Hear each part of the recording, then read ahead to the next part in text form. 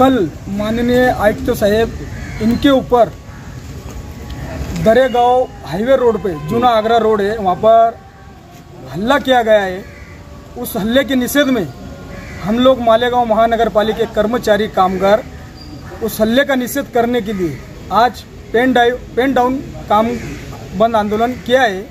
और जिन लोगों ने हल्ला किया है, जो अज्ञात लोगों ने हल्ला किया है, अज्ञात लोगों ने, उनके ऊपर गुना दाखिल करके उनको शिक्षा होना चाहिए। ऐसा आज हम लोग एसपी कार्यालय यहाँ पर निवेदन देने आए और अपर जिलाधिकारी कार्यालय वहाँ पे भी हम लोग निवेदन देंगे। और जो स्थानीय कार्यालय है किला पुलिस स्टेशन, पीआई साहब, उनको निवेदन हम दे चुके हैं, तो उन पर कड़क से कड़क कार्रवाई होना चाहिए।